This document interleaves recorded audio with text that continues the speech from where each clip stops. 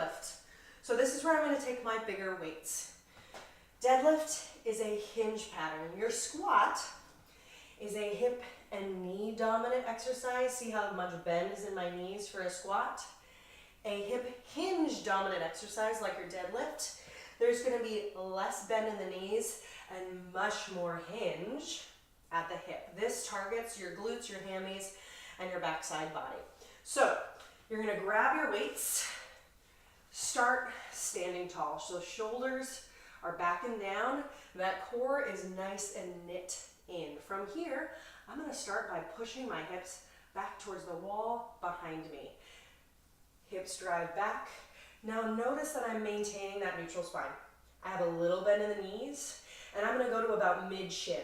From here, I'm going to drive through my heels, squeeze my glutes to stand myself back up. I'm not hyperextending. I'm coming right back to what I call standing plank. So core is nice and on. Hips drive back. Maintain that neutral spine. Core, core, core, core, core. Stop at that mid-shin. Squeeze your glutes. Drive yourself up. Hips drive back. Little bend in the knee. Stop mid-shin. Squeeze glutes as you stand. So I'm feeling this through my glutes, through my hamstrings, and a little bit through my back.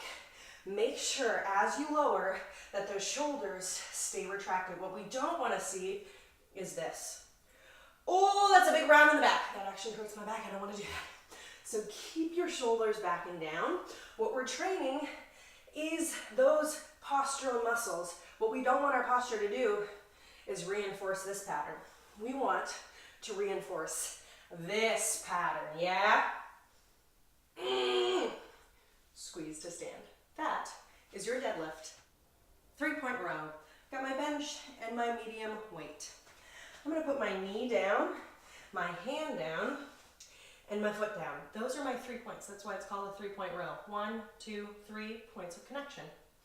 Now, when setting up, I want to make sure that my shoulder is right over my wrist and my hip is right over my knee. This makes it a core exercise because the core has to make sure it's nice and stable around that spine so I'm not twisting or doing any weird like new dance move. So nice and strong in that spine, nice and aligned. I'm going to pick up that weight, push into the bench, brace your core, elbow drives up, and then lower straight down.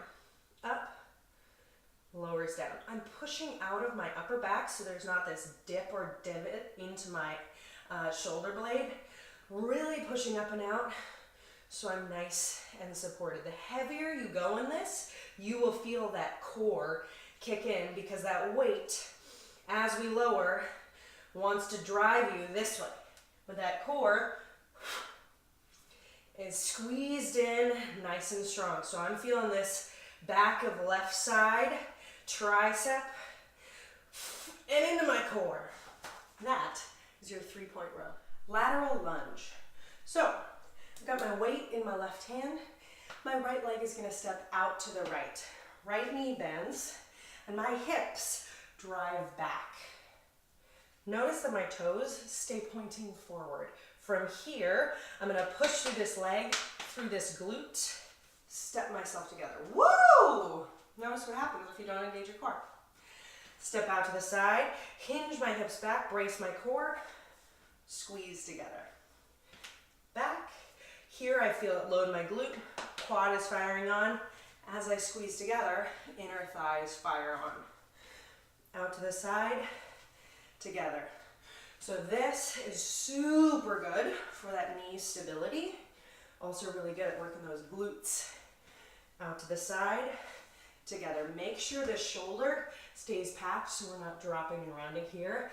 But I've got this nice neutral spine as I'm lunging to the side. You do not need to go super, super deep. If your body is telling you that doesn't work for me, don't go that deep. It could look like this. Goal here is to load the glute and the inner and outer thigh of that working leg. Lateral lunge. Lat pull down. So if you're at a gym, you're gonna go to the cable pulling machine and you're gonna attach your handles that look like this. Just make sure you put that weight or that attachment point higher. So I like to reach my arms up about a 45-degree angle. That's about as high as you want to start. We're training our lats here. What they do is they bring their arm out to the side, but then also back and down. So that's the range of motion that we want to strengthen. So if you're at home, you have a handy dandy band, you're gonna put it somewhere higher. I'm gonna anchor it to my banister. From here, I'm gonna get a little bit more elevation by kneeling down. I'm bracing my core, palms face down, and those elbows are gonna drive back and down, shoulders pull away from ears, and then arms reach back up. So I'm feeling my shoulder blades pull back down and then together, and I'm focusing this energy in my mid-back, and then seeing if I can connect to those lats to pull back and down as I squeeze those elbows down and in towards body. Squeeze. That is your lat pull down.